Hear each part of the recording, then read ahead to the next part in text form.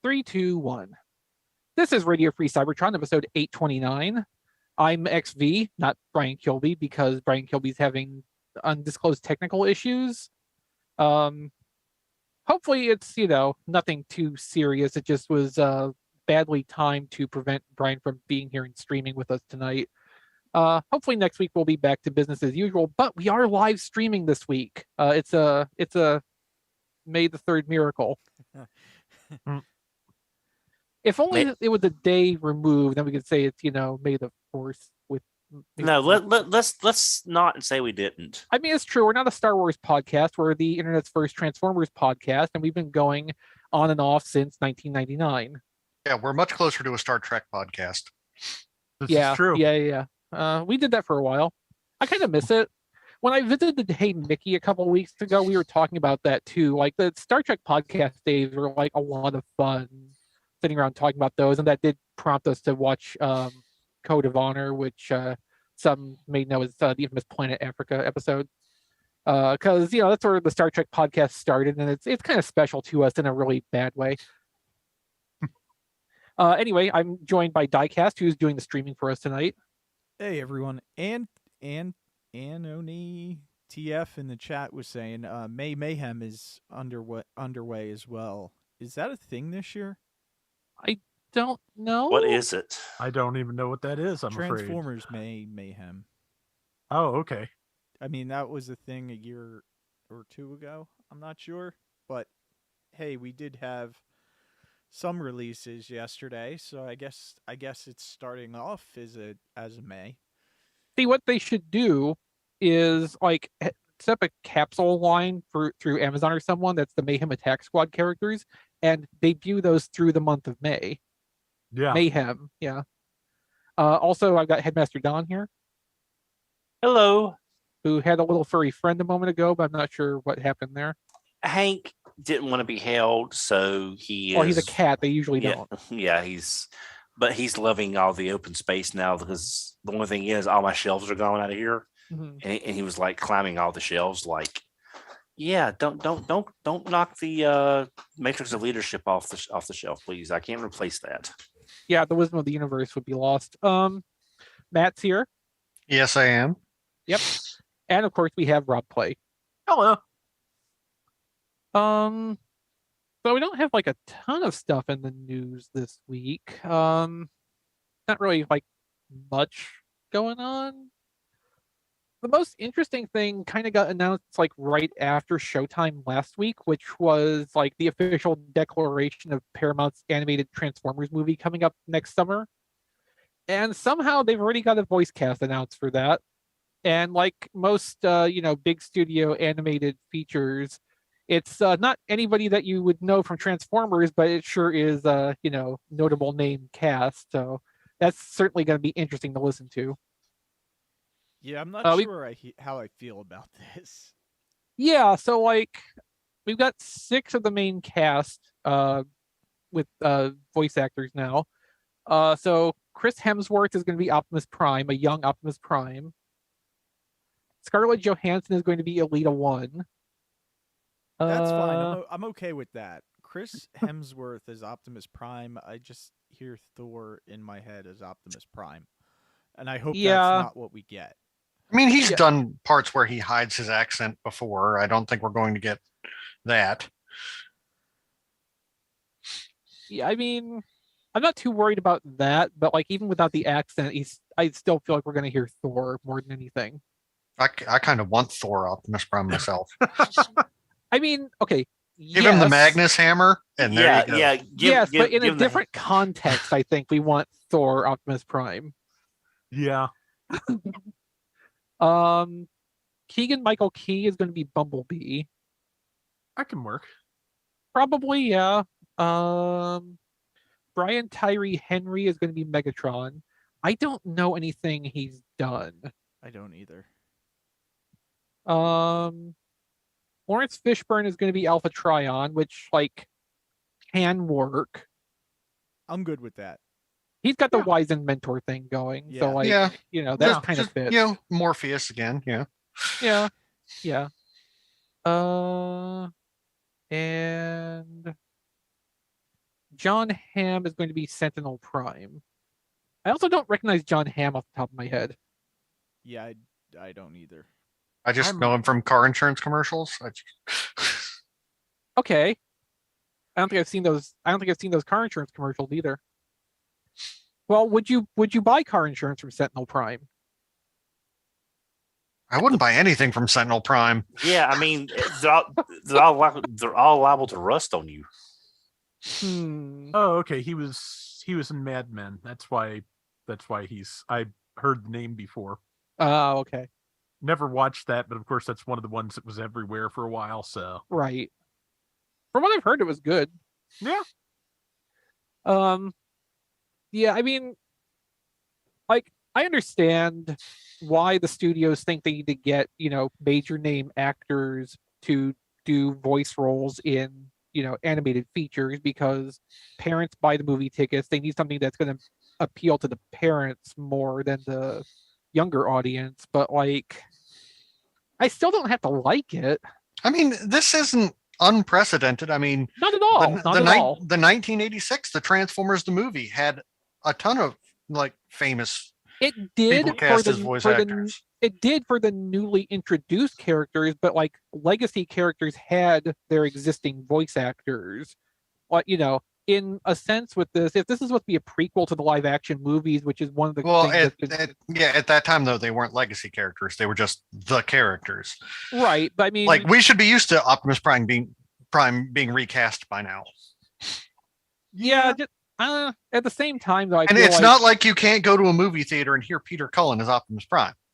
I won't, but you can. I'm not going to this year. Yeah, I don't know. It's fine. It's fine. And especially, with the idea of Sentinel Prime selling car insurance, like Coleman Townsend doing that just feels like the right fit.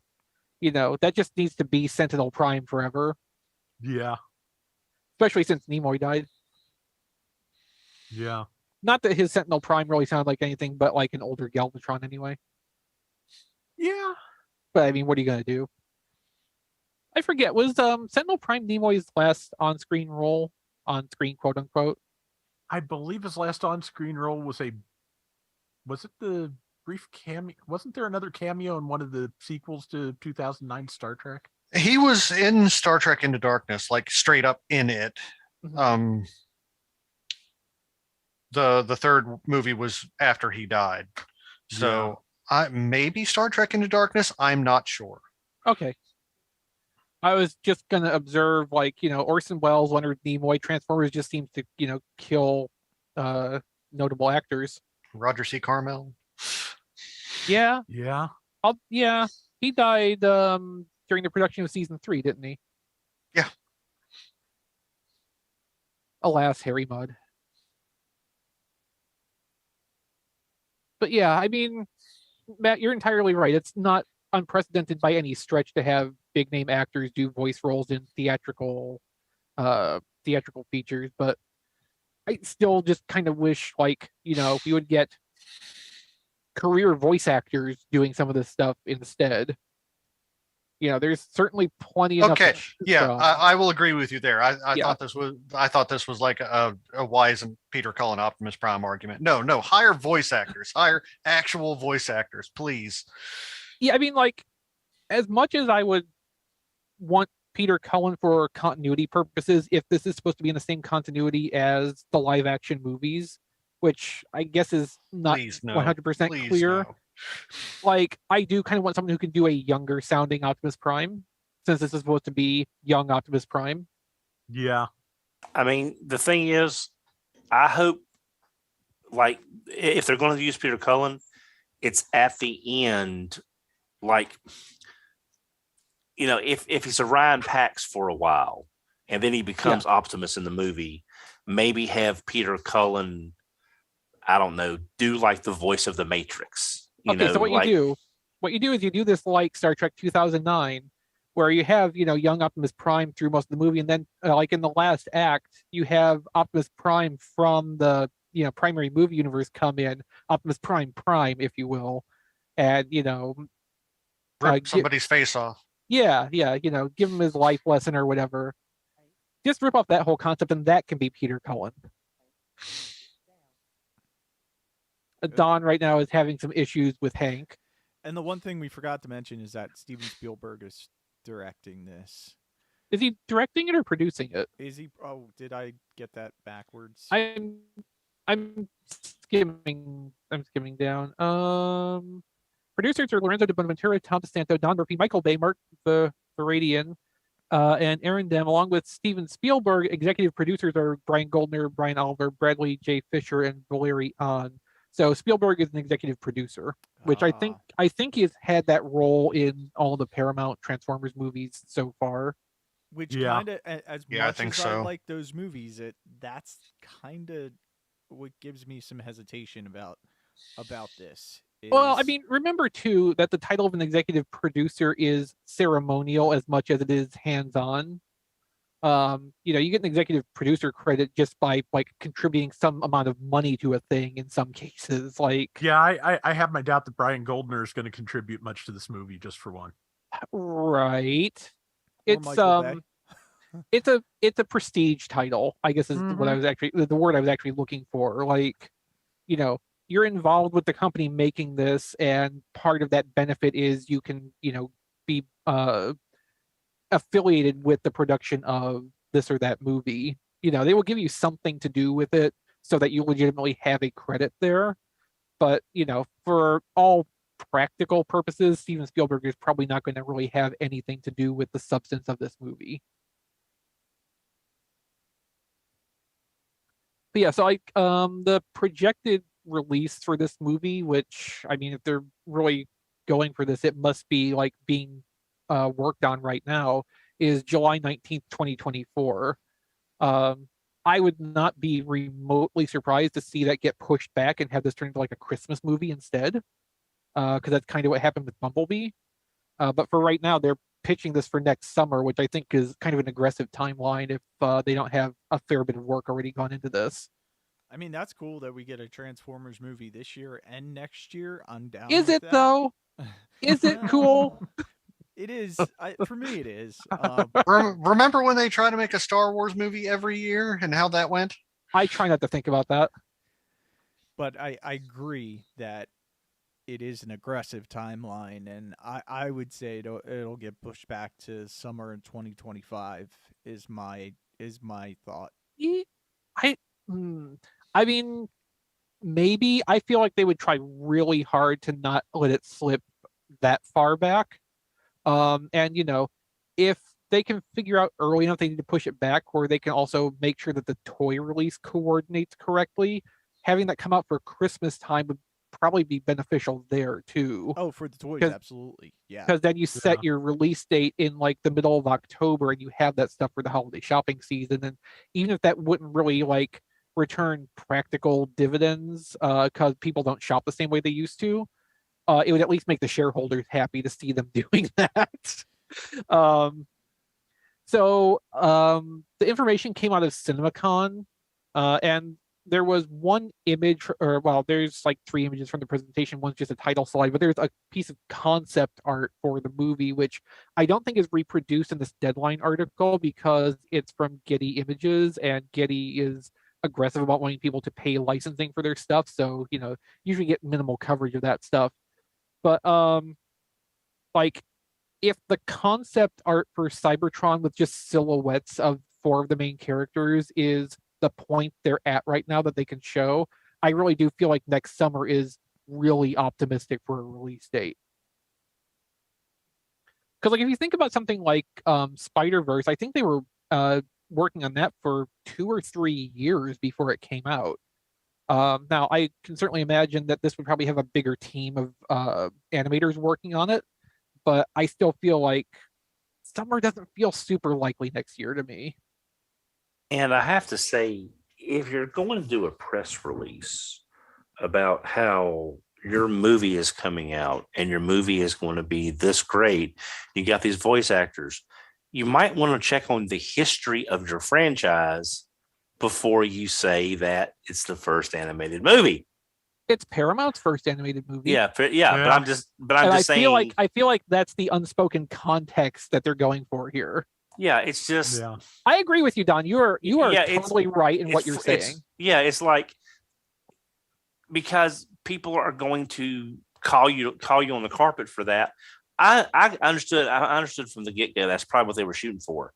But it's almost like they don't care about the history of the franchise. To some people might see it that way. I think to Paramount, the franchise started in 2007. Yeah, functionally. Yeah. And I mean, you know, from an income standpoint, like I don't really blame them for looking at it that way because the movies brought so much money in, more than the brand in its history up to that point ever did. Well, it's just I think they could have phrased it so that it was like it just makes them look like they don't understand the history of the Yeah, franchise. I agree. No, that could have been researched and worded better than it was. But it's sadly something that the vast majority of the movie going audience won't notice, Mm-hmm. yeah. and it will make no difference to them. Oh yeah, it's not really a thing except to people like us, and we just want to make sure the franchise is respected by those people carrying it into the future. Mhm. I think that's all we're asking is remember where you came from to get you these boatloads of cash. I mean, I mean, Paramount's Yeah. been disrespecting me since 2007 with this franchise. So Me too. And and I still went back for 5 of the damn things. yeah, and also just it's not like this is unique to Paramount. We did have, I have sitting to my left in its box still Star Saber, the first Japanese character done in the North American Transformers line. This kind of thing happens. It's worth a few minutes of observation and mockery, and in the long run of anything, it doesn't matter at all. It's like it started with the wrong strafe on the packaging, Mhm. and who knows where it's going to end up at this point. Yeah. All right, moving on. So Titan class Nemesis went up for pre-order yesterday. Happy Transformers Tuesday. Oh, she looks nice. She She certainly looks like she is a robot made out of what she turns into. I really like the ship. Yes, the I will ship get looks it wonderful. for the ship. The robot mode, I'm torn on. I don't hate it, but I don't love it either. But I love the ship. No, I don't hate it, but it certainly does look like it's a robot made out of that ship. Yeah. Yes. Did I hear correctly also that it is also $200 and the first Titan not to come with a smaller robot of any kind? She is $200. She is $199.99. My problem with her legs are a little long. I can look past that. I still don't like the arms. The arms are a little long, which is more of a hang up for me. Yeah, which I don't know why. She's very like praying mantis proportioned. Yeah. I don't know why they couldn't have put a hinge there so the top half of the arm could have swung back down and gave her a little bit more bulk and not made her look so pointy. I Maybe do- She can borrow that segment of waist that Titan Predaking shouldn't have had.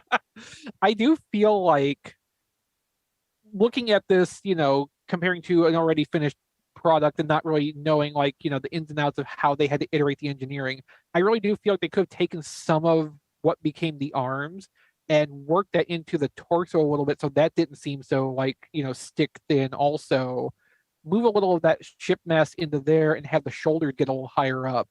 But again, this may have been the limit of what they could get out of the engineering at this budget, or just with the material level that they can work with here. Yeah, I mean, look at the Yeah. shape of that ship. Yeah. That's not an easy engineering job, right No, there. not No. remotely. I applaud them for actually accomplishing a robot mode out of that at all.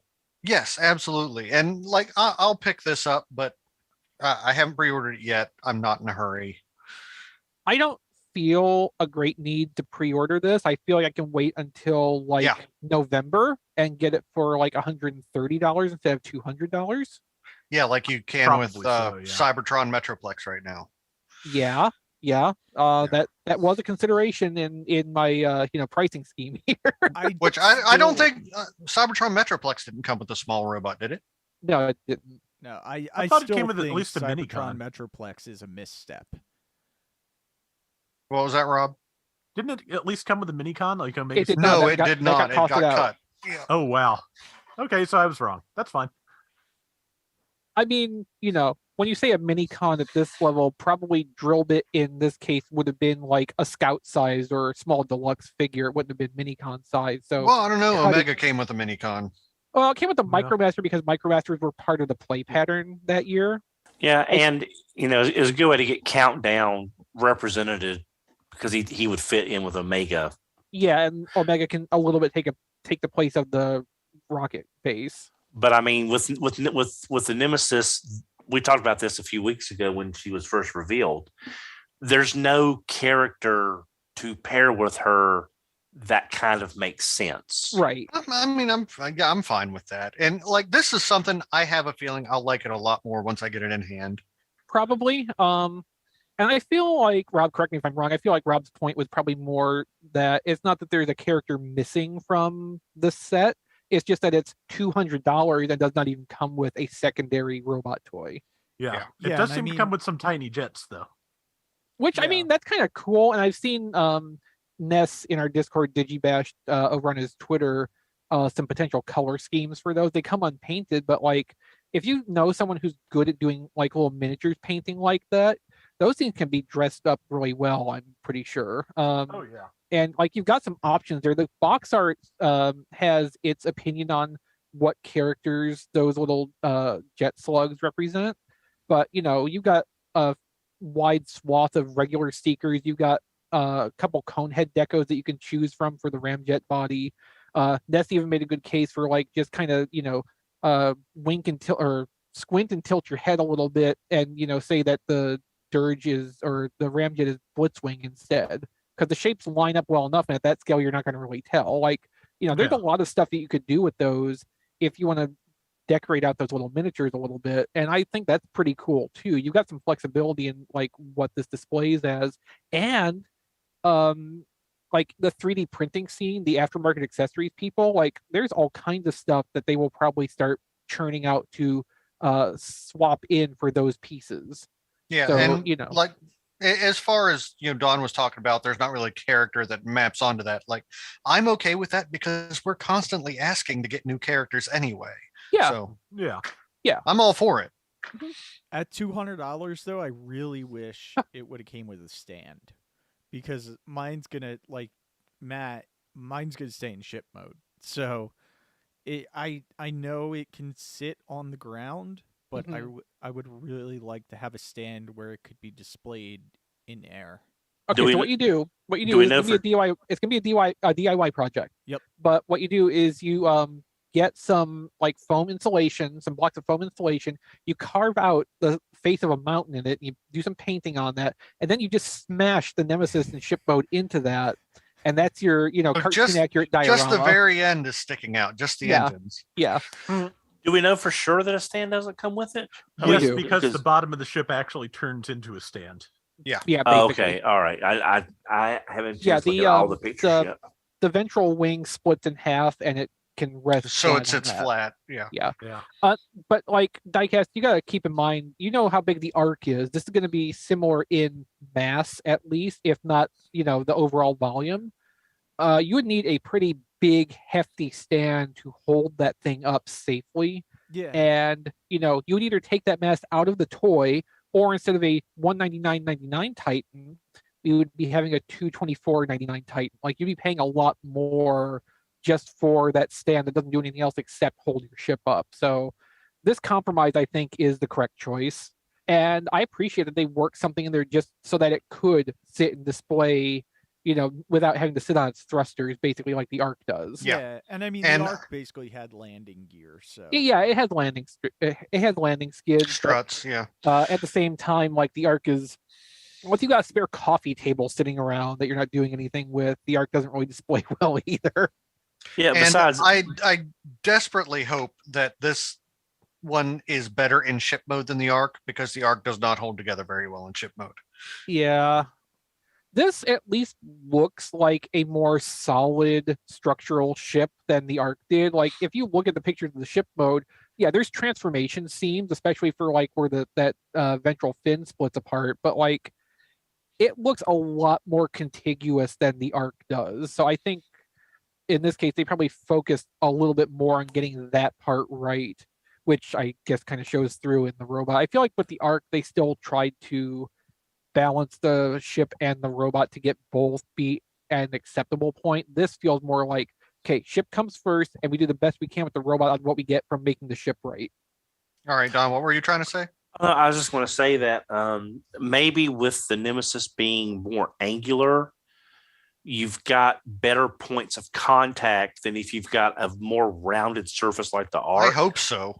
So because you have more points and angles and places that you can clasp together, because every time you have a figure like the Star Wars Darth Vader Death Star and things along those lines, where you've got a very round, a very curved shapes that you have to put together, to me a lot of the times they just, for some reason, you're trying to force too much rounded stuff together and hold in place with small tabs, whereas this has more angles, more points, more surface area that you can have stuff click together. Mm-hmm. All right. So Hasbro Pulse in Germany, mind you, has apparently started shipping out Toxitrons. Nice. One user on TFW has that in hand already and posted a few pictures. So we have some looked at the final version of Toxitron here, and the robot mode still looks really good. Yeah, It does. The vehicle mode I feel like needs a little bit more something. Like there's a little deco on the trailer, but like the cab of the robot just seems a little bit plain to me. Yeah, it all feels a little bit underdecorated. I feel like they were like on the right track with the trailer because just like the orange goo running down the side, that's like the start of a really good 90s toy deco, but it needs to go further. Yeah, the cab is too clean looking in vehicle mode, which is exactly opposite of what Toxitron should be, I think. Yeah, this is where all the siege overspray should have gone. This is where we should have that. I'll tell you what, like Toy Hacks has basically a blank canvas here to work with, and I think they can probably put something together real nice to dress this up and finish the deco basically. Oh yeah. I mean, I'm still super interested in getting Toxitron. It's the thing I held out for with this mold since the start of Legacy. So like I'm glad this is coming. I'm still gonna get it when I see it in person somewhere, hopefully. I haven't pre-ordered it, so that I may have made a mistake there. We'll find out, I guess. But like, yeah, I'm probably gonna be looking for some like toy hack set for this, or if nothing else, like some custom paint work on it just to get the the goo and the decay on it. Yeah. But like I like what they did with the base colors. Even the purple tires, like it's got that really nice weird 90s thing going on, like you said, and I want to see that maxed out, but like I like where it's at right now. Yeah. If this is shipping out in Germany already, like I don't imagine it's going to be super long before we start seeing that come through Hasbro Pulse in other parts of the world, including here, hopefully. I don't think they're going to have to wait for Walmart to stock it, because like Galaxy Shuttle Pulse shipped out, and and Walmart in the US never shipped out Galaxy Shuttle orders as far as I know. So I think just whenever Pulse gets this in, they'll start fulfilling them. So hopefully we won't have to wait too long for that. Yeah. As for when Walmart's going to actually get any of this stuff in store, that's going to be a fairly different question. I'm waiting for them to get in anything past Legacy Wave 1. So that tells you how things are around here. I'm very sorry to hear that, since like even my, back in the middle of nowhere store managed to get Legacy Evolution Wave 1 in at least once. Must be nice. Like 2 weeks after they got in Legacy Wave 3 for the first time ever. So that was some wacky timing there.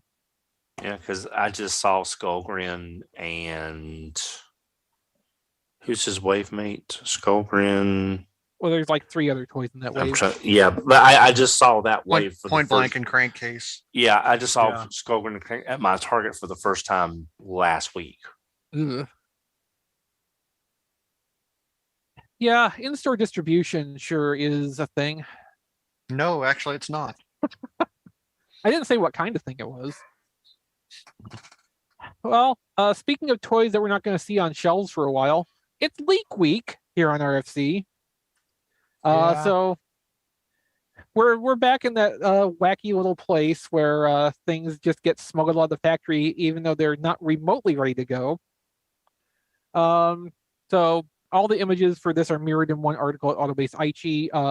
You'll be able to find the links to everything we're talking about in the show notes for this week's episode after the podcast version goes up, which will be at tfradio.net/829. So the first thing we're going to talk about is the headless Voyager Junkion in test shot colors. Matt, do you have thoughts on this? I mean, I'd buy that in the test shot colors. I mean, I kind of figured. The test shot colors aren't bad. No, I'm excited about this. Whenever they mentioned Voyager Junkion, I was just thinking we'd get like another head thrown on the Studio Series 86 Wreck-Gar mold. This is completely different, and like it looks like it might be kind of an homage to like animated Wreck-Gar. Like it looks like a garbage truck, like a garbage truck, and I am all for that. Like even if it's not animated Wreck-Gar, if it's just something close to it, like I'm all for that. Give me more Junkions.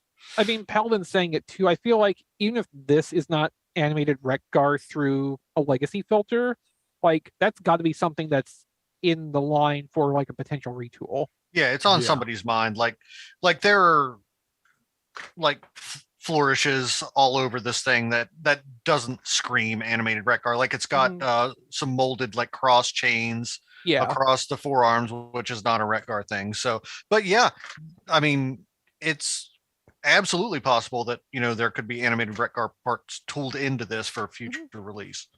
I'd be really surprised if there wasn't, just because it's such a like in your face kind of thing to do if you're doing a Junkion garbage truck. But I figured you'd be in for this no matter what the colors were. Oh yes please. The funny thing about this, and Rob might be the only one who remembers the context for this, the colors are very similar to the horrible bootleg Fans Project Munitioner that came in an Easter basket at Walgreens like 10 years ago. I was thinking about that. Yeah. I still have that stupid thing up on my desk. Yeah, I have it over there. Somehow I haven't managed to break it yet. Yeah, I'm amazed it hasn't crumbled yet. Right? And like it's not for one of trying either, because like 2 years ago I got back out and transformed it and took pictures of it again for my website. Because as it turns out, there's no other documentation of it on the internet except for photos I took. So on my website and on T-Formers, there's pictures of this thing, photo evidence that exists, and they're all my photos. What a weird claim to fame.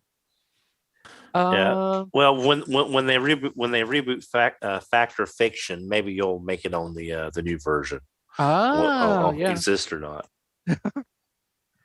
So we have also headless, the IDW minor Megatron retool of Siege Megatron, which Don's face palming right now. I am still not buying that Megatron mold again. Don needs more of that Megatron mold. No, they had to color that thing in G2 colors to get me to buy it, and that was it. And that wasn't even the Siege version; that was the Earthrise retool. Yeah.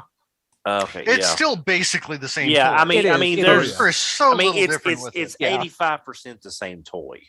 Yeah. It's really a shame that mold has been done to death, because I really like the head sculpt that goes with this that came on Combat Hero Megatron.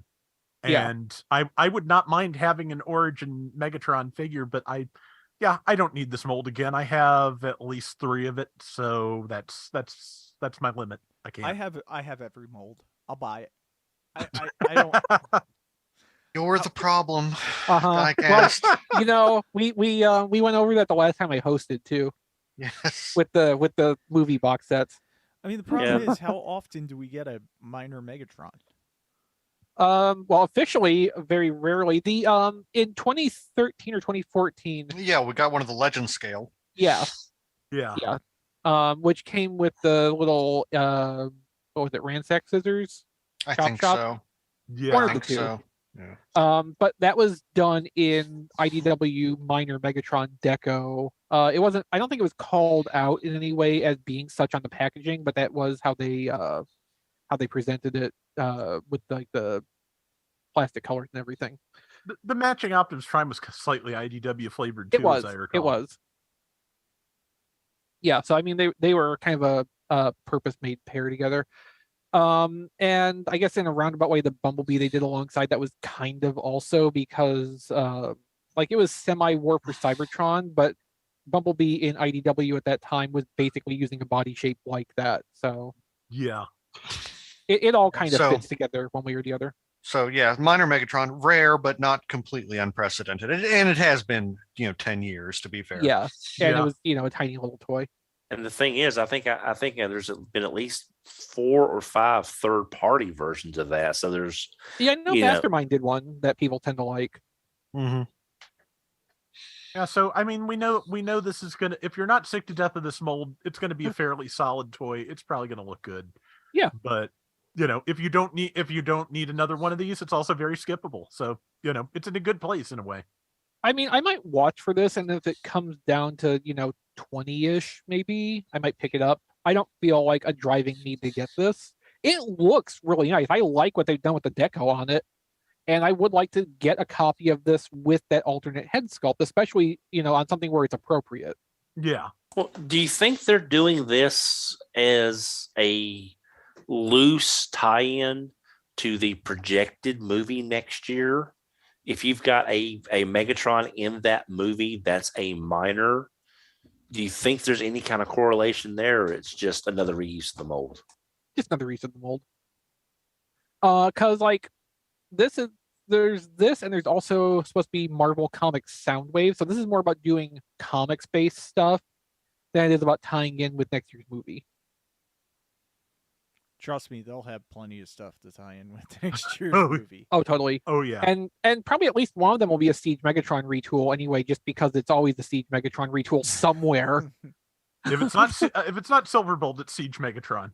I mean, that's just it's the Yeah. I need to get a Siege Megatron out again and a Silverbolt and compare them and make sure that they're not actually the same mold, because I never like stopped and That would be like dividing by 0.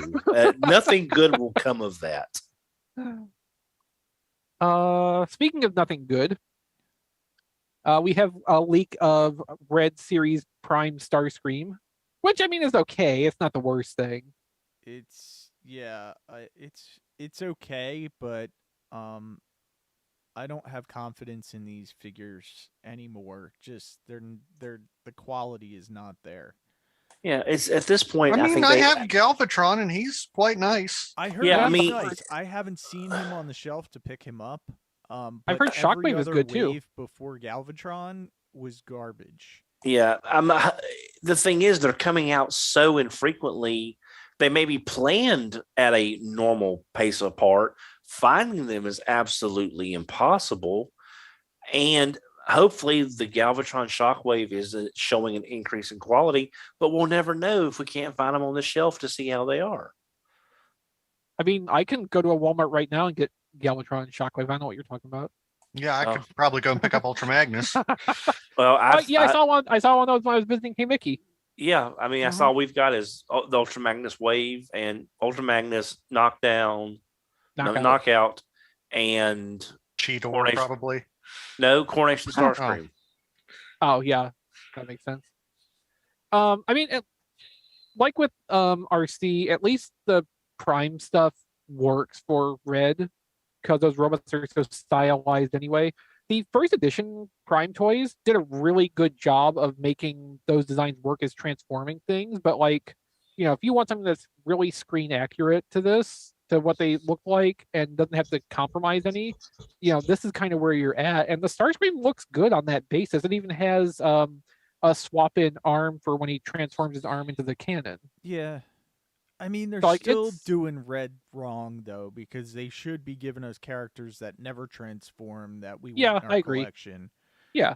Like we should have gotten Autobot X by now out of Yeah. out And of this. and we would love that, but again, this is for people, like they have to do characters that the general public will recognize. Oh, yeah, yeah, it's just absolutely.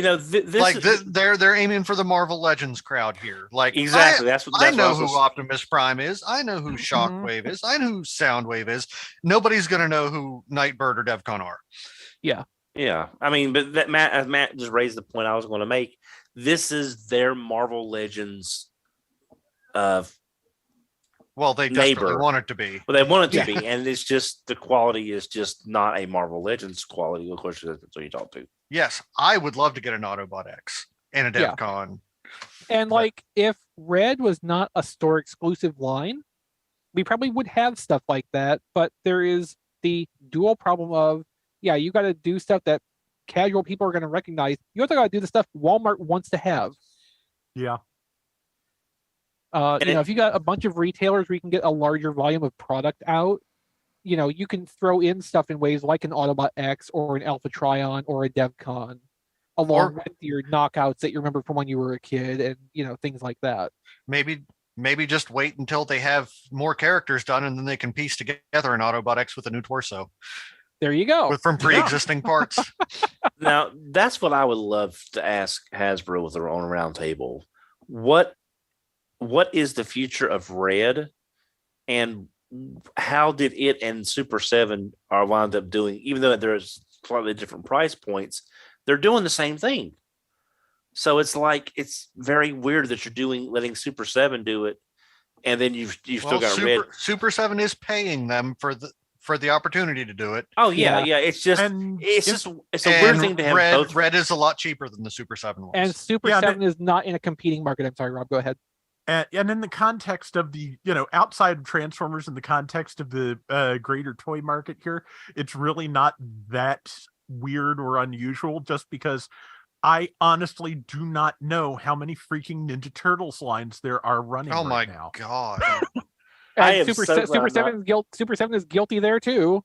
Uh-huh. Yeah. Yeah, I honestly do not know. There's at Like least it's three. like 1989 all over again. Yeah, I wish it was 1989. I could deal with some 1989. Yeah. I had some good hot dogs that year. Wait, no, I didn't. I lived in Tennessee. Tennessee didn't have good hot dogs then. 1990. Give me 19. No, 19, make it 1991. I'll take 1991. I had good hot dogs that year, and like there wasn't other bad stuff going on. So Red Starscream looks fine. I don't really have any complaints about how that looks. But there is also G1 Grimlock, who I don't really understand. No one does. But that's not cartoon Grimlock. That's not toy Grimlock. I don't know what it is. Is it comic Grimlock?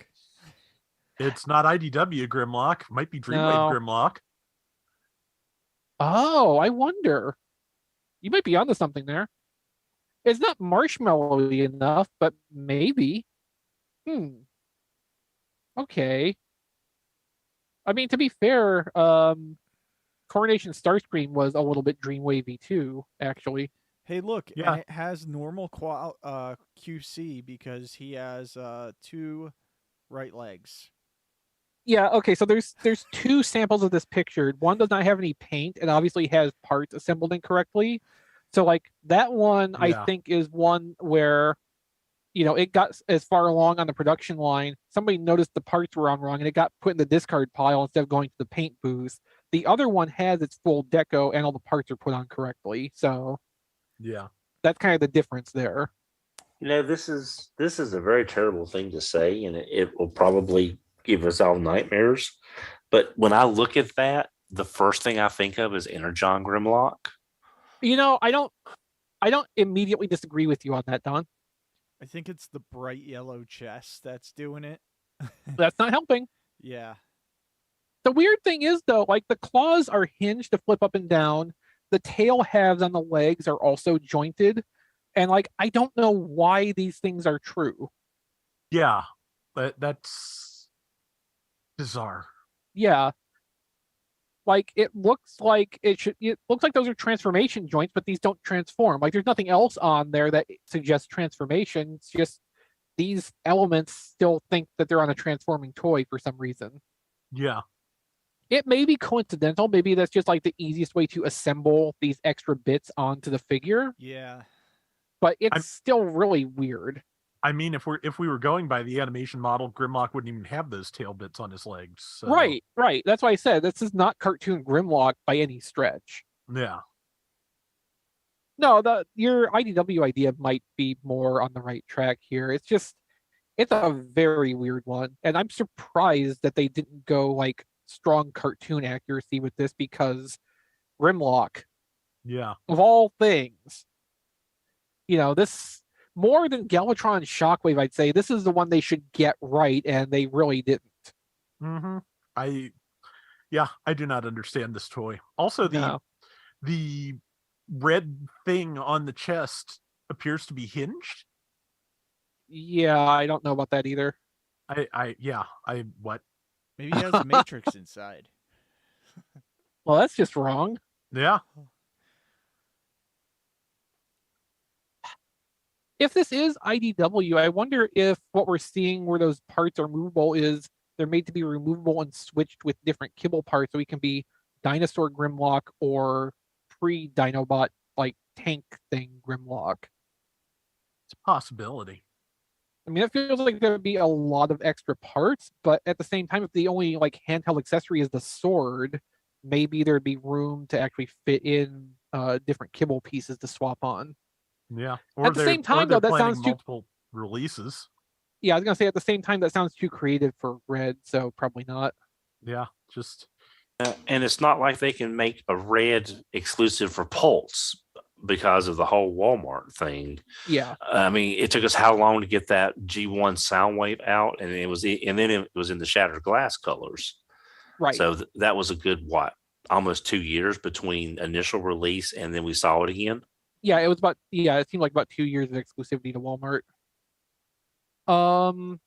Did any of you get a chance to look at the pictures of Studio Series Gamer Edition Bumblebee in hand that were posted? Yes. Yeah. How do we feel about this compared to the stock photos originally? It looks fine to me. I don't have any, I don't have anything against it. I still have so many bad memories of the original. I don't want to touch it, but that's just me. I mean, this has to be better than that at least. I'm still kind of hung up on the chest shelf thing going on with it, but it doesn't look too bad in like practical posing. Yeah. Other than that, yeah, I'm fine with it. Like it is a deluxe size figure, so I get it. I give it a little bit more leeway than I do like a Voyager. Yeah, the depth of that chest just still bugs me, but otherwise, like it probably is an improvement in like the handling experience over the 2010 version. Yeah. Even at 40% less mass. That was a pretty big toy.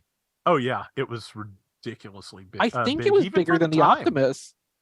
I want to say it was. Yeah, it was strangely enormous, difficult to handle. Just everything you want, all in one place.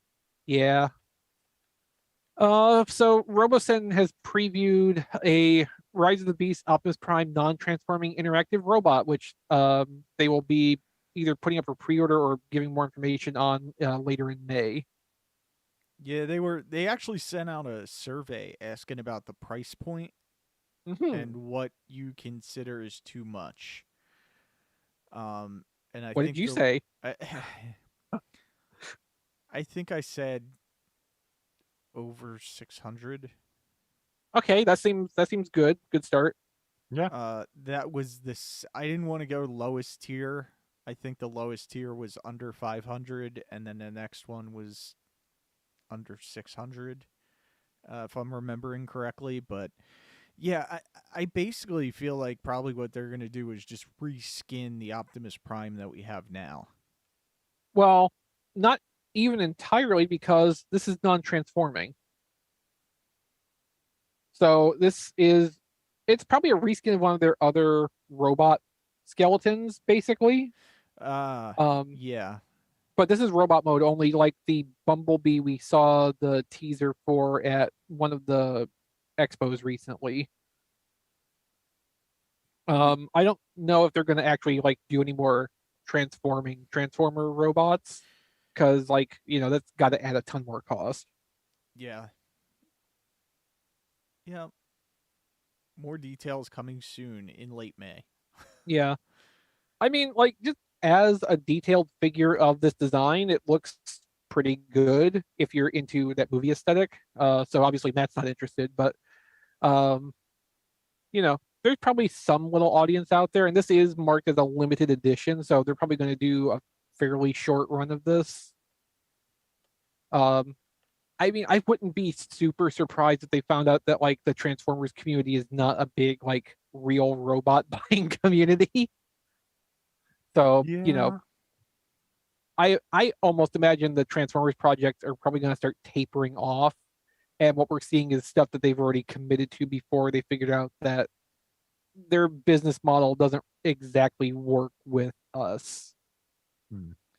Well, they need to find something else then, because just generic robots didn't work too well for them either. So, yeah. Plus, the fact is, they come out with the first version of Optimus, then they do another version of Optimus that's cheaper but doesn't do this and doesn't do that. It's very confusing if you're looking at, well, this one does this one doesn't do that, this one has this. It's like, why are you doing it this way? Yeah. No, I agree, and especially since they did that first one and the trailer for it, and the second one they don't have any accessories for so far either. So, like, if you missed out on that first one, you're kind of stuck because that's out of production now. All you get is the smaller Optimus cab at this point, which is not that much cheaper than the original price of the original version either. So, yeah, it's the business model does not make a ton of sense to me either. Speaking of business models that don't make a lot of sense to me, I'm going to read this the way I wrote it. Who doesn't need a Transformers-branded Anker power bank for $100? Me. Now, let's be clear. All this is a regular Anker power bank of a particular model with Transformers graphics slapped over it. This is just like the projector that we saw. Yeah, and it's not too dissimilar from the Rise of the Beast Nerf gun we saw a week or so before that. Yeah, I'm not impressed, especially at the price point. Yeah. I mean, Hasbro said they're going to focus on licensing, so expect a lot more of this type of stuff. Absolutely. And that's fine. It's fine. Like, licensing is where the money is. So, like, absolutely do this stuff. I'm not going to pretend it's like a desirable product. Yeah. Oh my gosh. Unless they pay me to, then I will. I am totally for sale, Hasbro. Hit me up. Oh my gosh, we're seeing the return of device label. If only. This doesn't even transform. Yeah. I mean, we had that one transforming power bank, didn't we? Several years ago. Yeah, that was pretty cool. Yeah. I mean, it wasn't the best transformer, but it wasn't the best battery either. Like, it was fairly low capacity, and in both cases, like, it was expensive for what it was because it was the price of both, basically. But yeah, I mean, we've had better than this in some respects for about the same price. I mean, I looked at this power bank a little bit. It's kind of cool. Like, it plugs in the wall and you can use it as an AC adapter for other rechargeable items. Like, it's not just it's a battery that you plug your stuff into, and then when it depletes, you gotta recharge it. You can actually use it as an adapter, as I'm understanding it. So, like, it's a neat piece of technology. I don't really need to pay the premium to have a Transformers sticker put on it, though. Right. That's kind of where I'm at with it. All right, so that, as you may have guessed, does it for the news this week. Don has requested to go first in what we got. So, Don, please carry us away. Thank you much. Only got 2 things this week, but I'm very happy to get both of them. First thing was from Amazon, tfradio.net/Amazon. Very good, Don. Gamerverse Optimus Prime came in stock. Oh, good. Nice. And you opened it. It's a miracle. Yes, yes, I did. I wanted to. I had 5 minutes on lunch. He's a chunky boy, and I feel like this figure, even though it's simpler, is a more enjoyable version of that character. Because again, we all know the nightmare of the first version was the transform. I like that toy. Yeah, this is really nice. It's got a good heft to it. The plastic feels good. Again, I'm not real crazy about them sort of giving up the ghost back here, but I don't ever display my figures in vehicle mode for the most part unless I have two. And I know and this is not going to be something that's going to be seen even if I did. But it feels good. It's got a good heft to it for a modern Voyager. I'm really happy I picked it up, and it looks good. I will say I'm not crazy about the hand becoming the gun, and there's not an option on here that I can find for him to hand hold the pistol, the weapon. Even though I know that's the way the game was, his arm became the gun in the game, from what I understand. But I wish there would have been a flip down peg. Yeah, that he could have handheld it if he wanted it that way. And then you've got his axe, which is a decent size axe for a modern Voyager. There are better third party axes out there through the years that I've seen. That's a lot more flamboyant. Yeah, but would those even be available anymore? Yeah, probably not unless you got them on the secondary market. But I mean, it's a nice axe. It's just it needs some more paint. But again, for the price for a Voyager, he feels good. The other thing I got that I am super stoked about, been wanting this forever, Leader Class Snarl. Ooh, nice. He is awesome. He is a solid figure. This is the best feeling figure since Grimlock. Well, he is the best Dinobot, so. Well, Sludge will always be my favorite Dinobot because he was my first Transformer. He can be your favorite, but Snarl is the best. Snarl he's a solid figure. It does not have the wonky. Well, Slag was good, but getting stuff lined up was something of a problem because his tail had to go in at a certain angle. You don't have that problem. And we all know about Sludge, about the Russian roulette with his QC. Snarl is great. He's solid. He's chunky. He feels like what these leader Dinobots should. Transformation is very smooth. The only trouble I had was the Dino rear legs fold up into the forearm for robot mode. And if you don't get a spudger or to pull them out and you try pulling by the feet, you will pull them off and they will go flying across the room. Does not have the Sludge issue with the giant gaping hole because we all know that's pretty good. Yeah, that's amazingly clean on the bottom. Yeah, because we all know it looks like those feet were supposed to fold up on Sludge to hide that gap, and it was costed out apparently. Yeah. But you don't have a lot of parts. The only thing tricky, and that's not even really that tricky, is do you see the yellow there in the middle of the back? Yes. Yeah. Those are his toes. His toes go under the chest plate, and it all locks together. So it's it's not even really challenging. It's just you want to make sure you get stuff lined up, or you'll jam, stuff, and it won't quite fit. But all in all, I got him from CMD store. He was $1 more than BBTS, $3 more than Pulse, and I got, of course, I got two.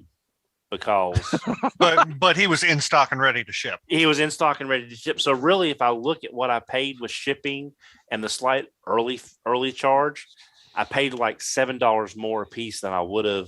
And here's something else I wanted to bring up. I ordered two, so I got the shipping case. Street date is 1/8/23. So these things were originally street dated for January 8th. Interesting. Yes, that's why I wanted to save the box. But everywhere that has them for pre-order is showing August. Okay, here's the thing, Don. Here's an important thing. That might be 1 August instead of if that's January 8th. Yes, that by any chance like a Hasbro UK shipping carton? I'm not sure. Actually, I didn't. Even if it was Canadian, yeah, I think it goes. Yeah. I think it goes day, month, year. Yeah. Yeah. Okay, done putting the glasses on. He's studying real hard. Yeah, I don't know what to look for. I'm looking for any kind of like. Oh, Wheeljack 64 just posted a picture of it in our Discord. Yeah, it is. It's August 1st, so it is the European way of showing the dates, not the American version. So I apologize for that. It's just I saw that and I was thinking that's very weird that it's a January street date and it's scheduled for August. I mean, from what we know of stuff sitting around in distribution centers in North America for months at a time, it would not have surprised me at all if that was January 8th that they were talking about. Right. But I mean, when it went up for pre-order, it was already showing August. That's what I was thinking. It's weird that it was shown that far out when it was already apparently in the pipeline. But I apologize. I forgot. I wasn't thinking in European date format.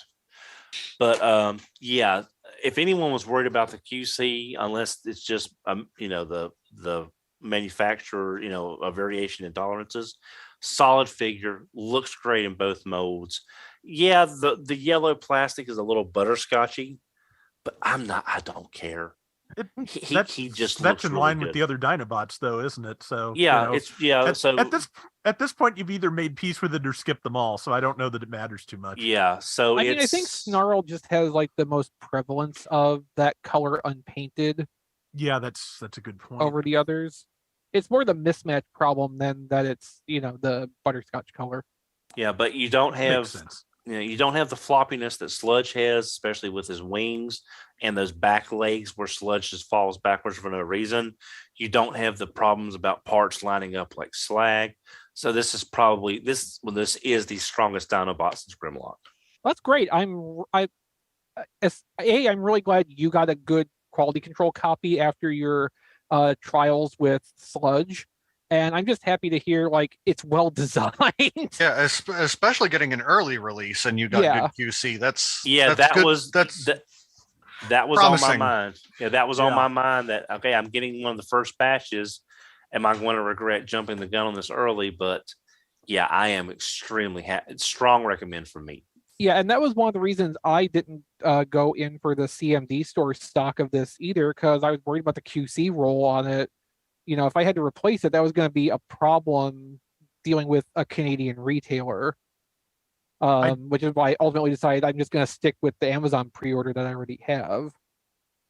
I do have one question, Don. It's something I may have asked you before, but I can't help myself. Why do you feel a need to get a second boxed copy when the box is completely closed? Because I'm going to have at some point a Dinobot display. And these things on the aftermarket are going for a lot of money. Look at Grimlock. Grimlock and Slag, more Grimlock, are going for a lot on the aftermarket.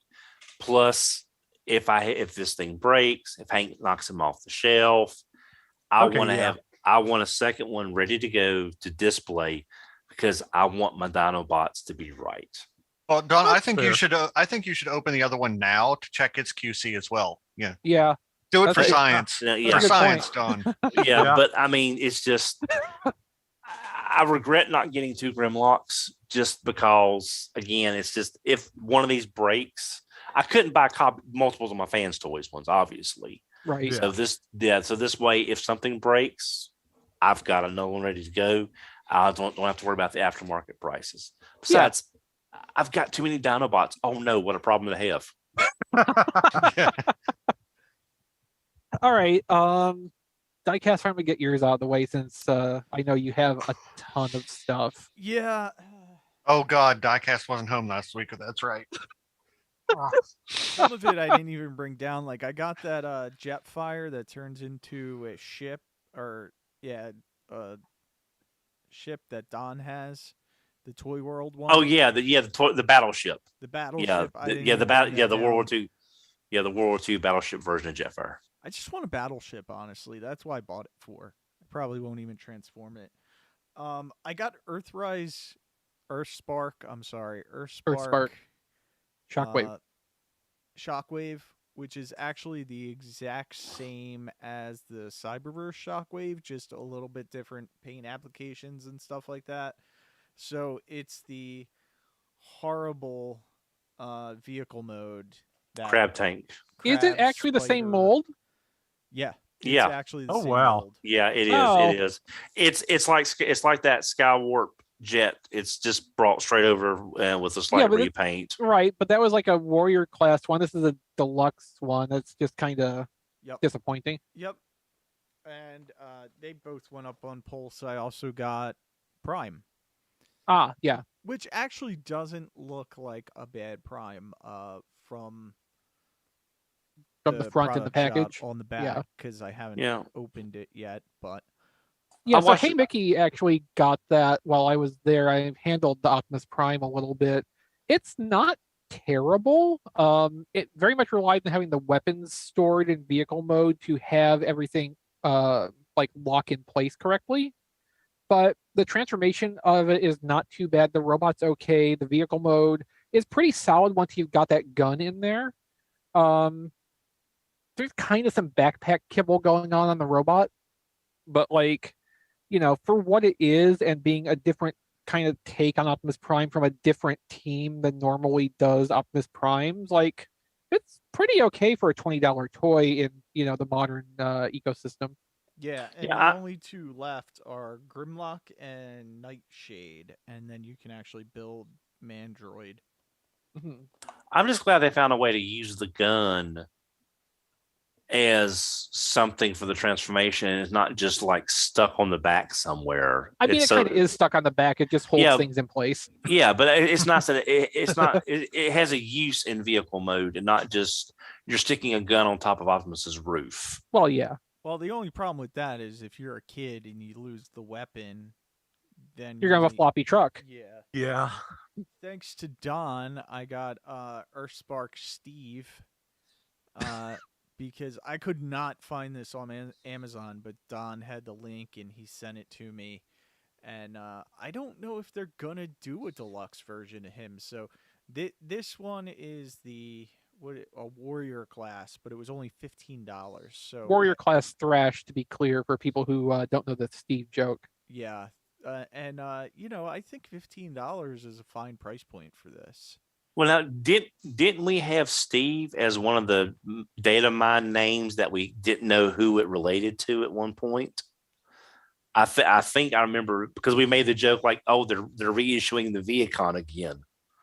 I mean, that's entirely possible. I don't remember specifically that. I also got today from Walmart. Ooh, pretty. Ooh. Sent to me. The box is a little damaged, but this is retro reissue Thundercracker. Since I guess it mentioned that, and we kind of expect for the box to be a little bit damaged when it comes from Walmart.com. Yeah, mine was too. But considering we're probably never going to see these things in stores until they show up at Ollie's. So okay, I'm gonna jump in here with a story from one of our Discord members, Panda Strong. He went to Walmart, one of his local Walmarts. And not only did they apparently have Retro Hound on the shelf, it had a markdown sticker on it, and somebody was there doing markdown updates, and he asked them if they had updated that yet today. So they marked it down further for him. So he got Retro Hound off the shelf in his local store for, I think, about $18. Yeah. Wow. And I also got Retro Hound, if that's what we're calling it, with the other jet, Thundercracker. Ooh, brain. My Walmart never marks anything down or feeling. puts anything on shelves. So, well, they can't mark it down if they don't stock it in the first place, Matt. They don't even mark down the Starscreams they can't get rid of. I mean, mine finally marked down the last remaining override to like $9. Well, you ought to pick that up to have a spare. I've already got a spare. Oh, okay. Like that's Don, a good toy for $9. Got yeah.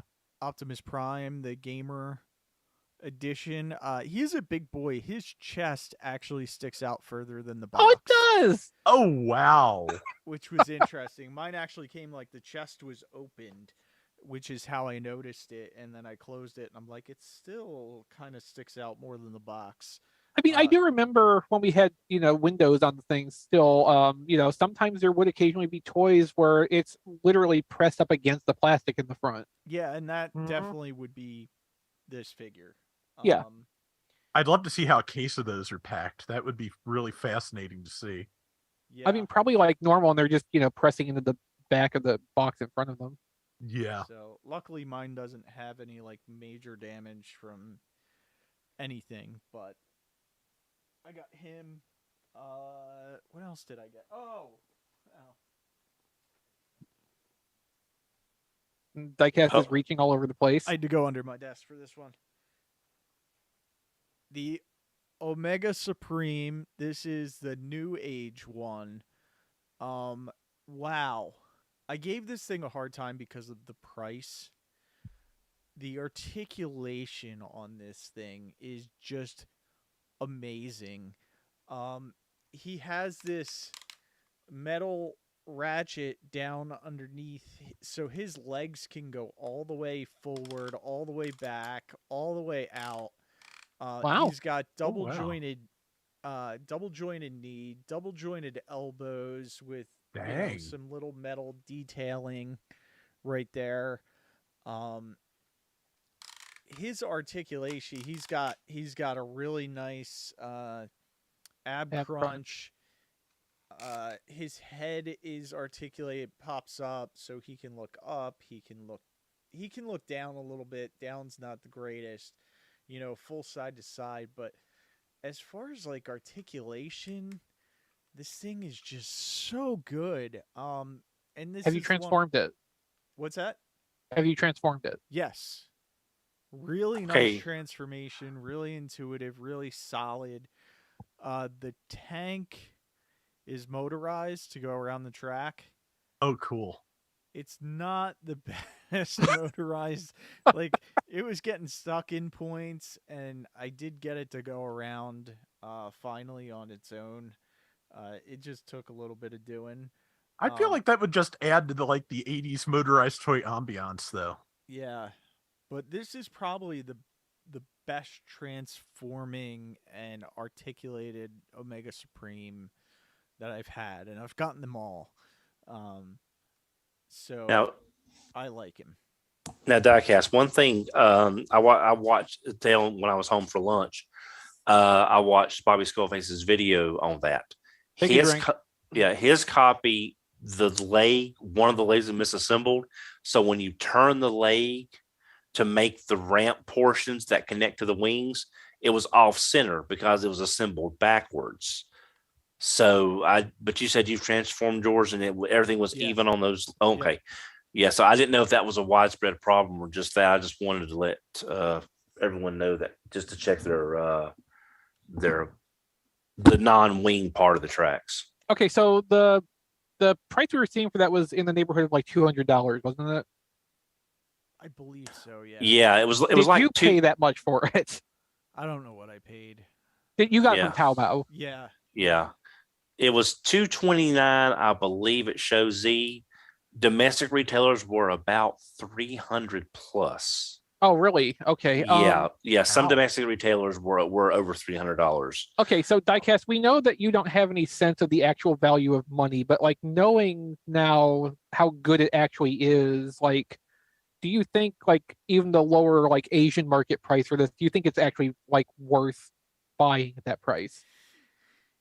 It's close. I still think it should have been a little bit cheaper. Mm-hmm. I would have personally, with how the motorized gimmick work, I would have personally omitted that. And maybe, if that was a serious cost, and maybe gave it, a couple LEDs or something. But he is really nice. So if you really don't care about the price point, and you just want a really nice Omega Supreme that you can actually transform and maybe display in his Rocket city base mode or whatever you Yeah. call it, I would have a hard time not recommending him. Okay. One thing I loved about when I was watching the video is his shoulder. The rocket's all one piece, but the shoulders lift up, flip around, and then become circular portions of the rocket. And it's like, it's so smooth. It just looks like there's a lot of thought put into that with very little parts forming. Yeah. The only thing that really bothers me is there's a little bit of a you can see the hole where there's a slider right there, and I don't know why they couldn't have done something so you didn't see that. It's just kind of an eyesore in a figure that's so good. I don't know why that wasn't addressed before it shipped. Yeah. If they do a Supreme in that, I'll probably pick it up. But I'm waiting because they've already got 3 recolors out of that already, or at least solicited. First company to do an Omega Supreme is just going to be able to have Don name a price. Well, no, Pretty much. well, I mean, there's a lot of fans out there, and it's like they can print money if they do it. But that's all I got. Oh, okay. That was a lot less than I actually expected. Matt? I did not get any Transformers this week, but That's not fine. for lack of trying. 2 Trucker hours Outfit down Fun. the interstate, 4 Walmarts and a Target. Couldn't find anything. I had a $100 gift card. Like, I'm trying to give people money here, and just nobody puts anything on the shelves. It should not be this hard to give people money for toys. It really should not. Now, I know that pain though, Matt. The road trip with no fruit. yeah, Oh yes. yeah. And, like Target did have the Point Blank crankcase Skullgrin Wave, but I have Point Blank and crankcase, and Skullgrin doesn't really do it for me. They had the Voyagers out, but I'm skipping Armada Starscream. But like, it should not be this hard to give people money, Don. You're right. I did, however, get a couple shipments from Toku Collectibles. I got Oh boy. Shoto Super Ninja Man. Ooh. Ah. Ninja, right? Yes. And 2 days after that, I got the rest of the Kaku Rangers. Hooray. All right. Alien Rangers, yay! Those guys are such assholes. They suck so bad. I love them. They are jerks. Oh my god. Not Watch maybe Kaku not Ranger, everybody. maybe not Die Ranger levels of asshole, but Oh well, ooh, I so think close. they're the same. They're just kind of different. Yes. They're on the same level, just different neighborhoods. Like I love these sets because just the amount of like parts that come with these things, like the hands. Oh my god, they 1, 2, 3, 4, 5, 6. They each have like 8 sets of hands. Each figure. So that's before you get into the weapons or the Kaku Ranger balls or anything or the secret scrolls. Hey, family show here, man. Yeah, it's I think Blade Raider at Blade Gnome on Twitter put up like some comparison shots of just how many like parts these things come with. It's insane. But yes, so sadly that's all I got this week, but it was totally worth getting. I love when you get in the shipments from Toku Collectibles because this stuff obviously just makes you so happy. Yes. And I think next month Shokugan Modeling Project Ninja Man comes out, so Ooh. Blade says they have 10 sets of hands. each. Each. There are 5 man, of them. that takes me back. And oh yeah, he put his tweet in our Discord, tfradio.net/Discord. That is a lot of stuff. Yeah. Yeah, And I that mean, is. it's nice because these sets are kind of pricey for what they are, but I Yeah. love them so much. I mean, they How look much really was nice. it, if you don't mind my asking? They vary a little bit. It was about $100 for this set, the Kaku Rangers. Oh man, that I'm sorry. Just I've been looking at some of the like Gundam figures in this scale, and that is a deal comparatively speaking. Yeah. On And- Markdown, the set of 3 figures I want that comes with a mobile suit cockpit is like $180. Yeah. I saw I those can't at do that. I saw those at that place in Georgia where I got the DOP from, and they were priced accordingly. Yes. Oh my, And for Shoto Super, the Die Rangers are up next. nice. Ooh. So they're following assholes with assholes. Yes, they are. I implore people, watch 90s Sentai. It's an amazing experience. Oh, you can't go wrong. Like anything in the 90s, just watch it. Yeah, And Matt. yeah, that Shouts Tokushoutsu channel streams that fairly regularly, Yeah. so you can Yeah. catch it with no outlay of cash. Shout Actually- covered every single year of the 90s too. They've got them all. Actually, check Shout's site where they do streaming too. I think a lot of that is actually still available on demand for free. Oh, nice. I think Matt is a space ball because he's surrounded by assholes. Not yet. I don't have the Die Rangers yet. Ah, yeah. Then So Soon enough. Soon enough. yes. Speaking of 90s Sentai, I guess I'll go next. Some asshole sent me a 90s Sentai this week. who would do such a thing to you? What I- jerk?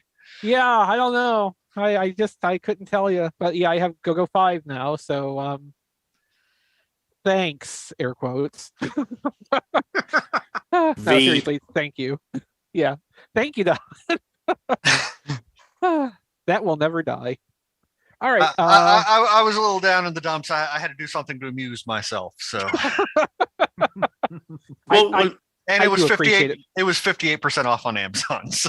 I Oh, do nice. appreciate it, Matt. Thank you. well, just look at it this way, Chris. You have Carter Grayson. So I mean, you No, that would be Lightspeed Rescue. I have Go-Go 5. Yeah, he has Matoy. That's oh, right. okay. Sorry. Rob, wrap us up. Okay. First off, Matt, I do just want to mention that the Discord at tfradio.net/Discord is somewhat up in arms at your turning up Skullgrin. I will say that, if you're ever desperate for a fix, that is a really nice toy, despite not being like the best looking Skullgrin you could get on a technical level. It's a really lovely figure. I think you would like it. But I've also seen a photo of someone's alternate transformation for that, which puts it completely on the tank tracks and puts the skull head right at the front of the tank. oh, nice. Sort of Which like a Voltron skull tank from. Actually, yes. Yes, Okay. which actually segues into what I got this week. You got a Voltron? Close. I got another gift from Jason Hiley. He sent me all of Voltron on DVD, both series. Wow. So, Nice. yeah, Lion Yeah. and Vehicle, 124 episodes, the whole deal, and a very nice note with it. So, yeah, Jason, thank you very much. I really appreciate it. This was, I watched a lot of this as a kid, and actually, this was for a long time. This was one of my mom's favorite shows. So she Interesting. she loved Voltron. So it really makes me happy. So Rob, when you get done with Vehicle Voltron and you buy Soul Chigoku and Daruger 15, let me know. Let me know, and we'll compare notes. Okay. You might be waiting a while, Don. I'm just gonna warn you. I waited 30 years for a Headmaster RC. I don't think I've got 30 years left, but we'll Yeah, have to wait. I wish I had your patience, Don. I swear. It wasn't patience. It was just quiet suffering for years and years and years. I love that our Discord right now is also debating on like what the best episode of 90s Sentai is. Hmm. Blade makes a strong case with Get the Earth Drunk from 5-Man. That's a pretty good one. All right, we'll let that continue. Rob, what else you got going? Actually, I unless I'm forgetting something, I think that's everything I got this week. Oh, So, okay. All right, that works then.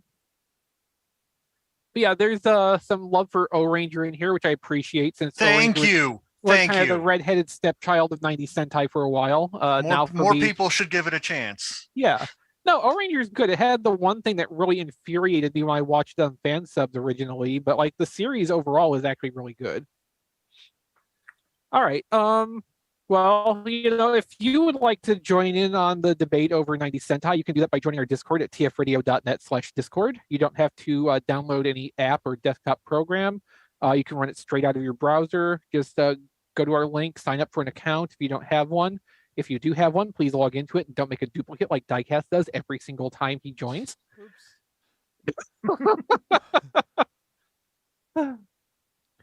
Our Discord even has, unfortunately, not very often used a patron exclusive channel for our Patreon members. If you would like to become a patron and have access to that and other perks, including an ad-free version of the podcast every week, access a day early to the podcast before it goes up on the public feed, not 24 hours, mind you, but just the day before it goes on the public feed, it'll be up on the Patreon. We posted a higher bit rate for our patrons. We have the weekly-ish patron exclusive pre-show podcast. Undetermined yet if we're going to have one for this week. We recorded material, but I'm not sure any of it's like pre-show good enough. It was just kind of like the random stuff. I'm not sure if there's anything in there we didn't want being heard. So we'll have to think about that for a minute. But usually we have a patron exclusive pre-show podcast most weeks. We have unedited episodes of RFC, which if there's anything that's cut out for content reasons, like, Don going off on a bender over sludge or what have you, patrons will get to hear the original uncut version of that. They also get access to the edited version later if you want the clean cut also for whatever reason, if you want to, play this to your kids, although I don't know that I recommend that in either case. Patrons will also get the History on the Fives podcast a week early, and patrons at the Touch tier get to actually be on History on the Fives, which is hosted by Rob. Rob, how are we doing on episodes of that lately? We missed a couple of weeks at the end of April, but we recorded one last night, which I sent to Brian. I may have to ask him if stuff's been posted, because some of the other folks on the show were saying they haven't seen the episodes we've done lately. So okay. I'll have to check with Brian and see if it's gotten posted at some point. But it is still going along. We're a couple weeks behind at this point, but just it happens, and real life happens. So absolutely, yeah. But we are still going. We've got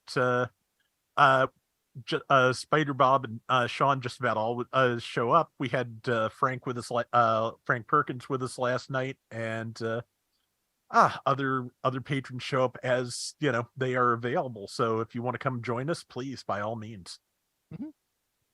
And of course, our Touch patrons get a shout out on the show every week, and they have their names on our credits page on the website at tfradio.net/credits, which is where I'm reading from right now. So we would like to especially thank, as we thank all of our patrons equally, but we especially thank our Touch patrons, Kevin Dorsey, AJ, Eric Griffin, Tyrell Gwynn, Rick Mahurin, Brian Bona, Emmett Stresovich, Rabbits, Hector Bones, Ness, Joey Russell, Sean Williamson, Spider Bob, Jay Klein Rye, Sean Hamilton, Jacob Owen Lutia, Sean Breton, and Jason Hiley. Thank you all so much for being Touch patrons. Thank all of you who are patrons and help keep the show going. We literally could not do this without you. If you'd like to help keep the show going and get some good benefits out of it, go to patreon.com/tfradio or tfradio or tfradio.net/Patreon. If you would like to help the show out in a little bit more passive way, you can do that with our Amazon affiliate link, tfradio.net/Amazon. Basically, anything you buy on Amazon, we'll get a little bit of referral bonus for. It contributes more than you think it would, but it never hurts to get that out there. Ask your friends to shop with it too if they don't have an affiliate link they're loyal to. Every little bit helps, and we super appreciate everything everybody does to help keep us being a show that goes out on the internet, even though this week we didn't even know we were going to be a show going out on the internet until like 8:15. So Brian Kilby is not here. You can find him at briankilby.com, and his Twitter is deactivated more often than not these days. Rob Springer is not with us, but always will be a part of the family. He's at Rob Springer on Twitter or zonebase.org. The latest episode of his podcast came out a couple weeks ago. You can find that on tfradio.net. John DeLuna also will always be part of the family, even when he's not here. We really wish John would drop in from time to time, like he told Diecast he wanted to. We've made that clear to him too, so hopefully, we'll be seeing John around from time to time in the near future. But you can find him on the internet at that John D. You can find the show on the internet basically, anywhere. We're on Patreon, as I said. We are on Twitter still at TF Radio.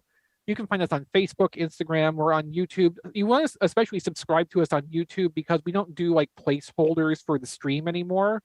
So if you subscribe, you can turn on the notifications on YouTube and you will get an inbox notification or a pop-up on YouTube when we go live every week. So that's a good way to keep track of the live streams.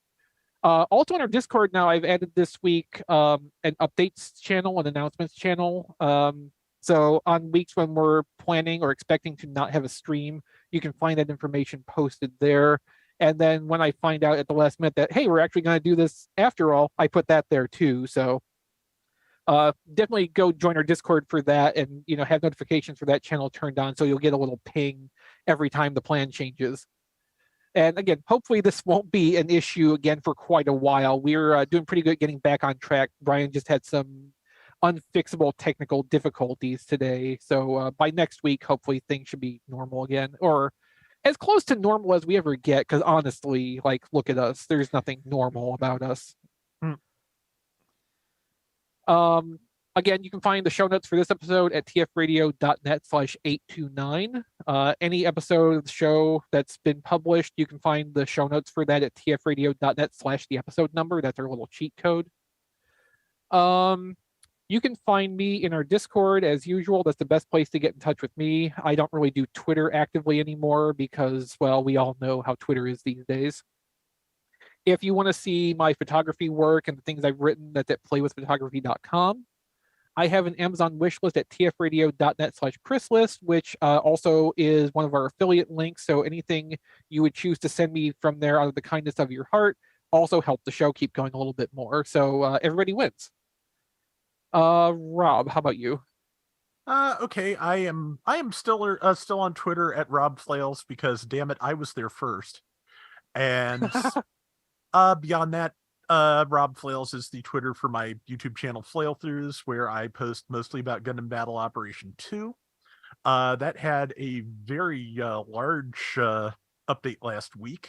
Not just the Sisqueed from G Generation Mono, but also they patched about 11 different mobile suits to improve their performance, and I've covered quite a few of those in the last week. So if you want to see what's up with the game at the moment, check it out. I have a Patreon at patreon.com/flailthroughs. You can make requests or just help me out or whatever, whatever you feel. There's a place to send money at me and ask for me to do specific things in GBO too. Also, if you'd rather just, throw random objects at me, there is tfradio.net/claylist, where which also kicks back a little bit to the show, same way as Chris's wish list does.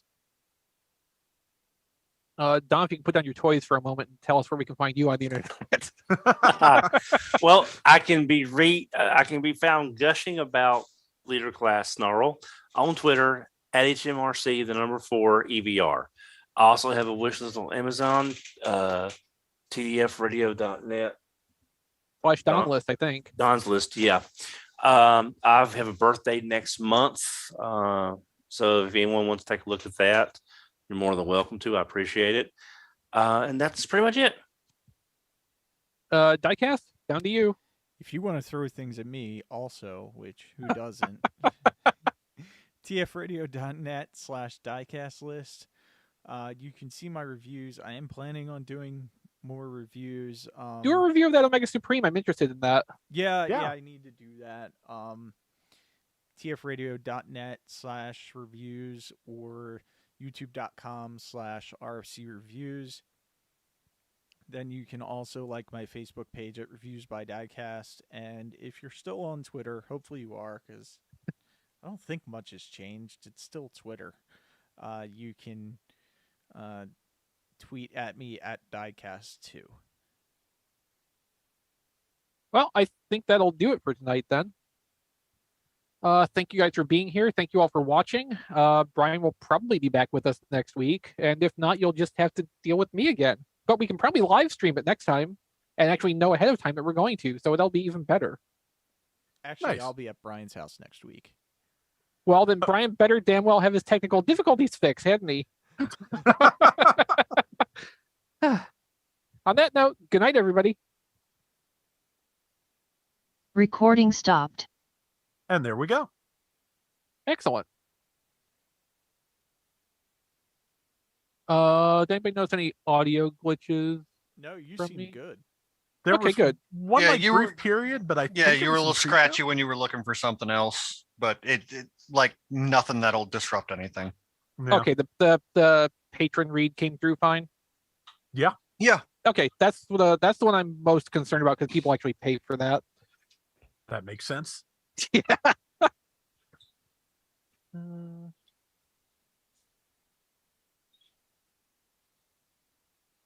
Yeah, if that was the only thing, then probably no need to upload. Which suits me just fine, because that takes a while. Yeah.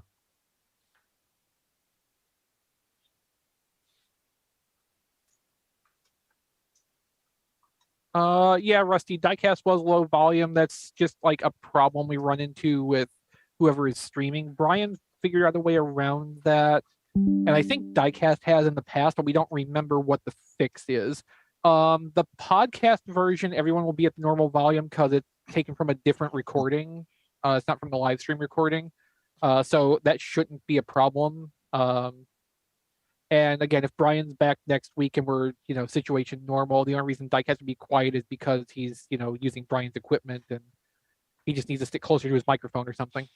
Yeah, the only thing I could do, which I don't even know if it would fix it, would be to lower your guys' volume. That way we're kind of all quiet, and then they can turn up their volume on their side. But I really didn't want to mess with that. And Yeah, so like in general, as far as I know, YouTube defaults to having the player volume maximized. So I don't think anybody would be able to turn up their player volume higher than it already is. So lowering us would just make the entire thing a problem. yeah, and that's what I didn't want to do. Right. Yeah, no, I mean that's what I'm saying. You made the right call with that.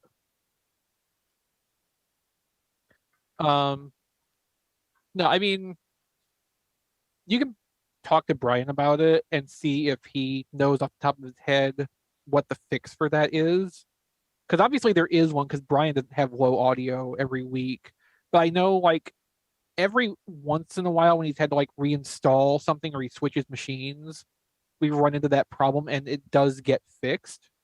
So there is a way to fix that. So it might be worth getting with him about that in case you do have to do emergency streaming for us again. Yeah, definitely. So Ness says diecast volume was super low. This episode was perfect. thanks. I Ness. mean, Ness, it didn't really help us very much. Sadly, we could still hear him. All right, guys, I think we're going to go ahead and cut the stream. Thank you all for being here and bearing with us.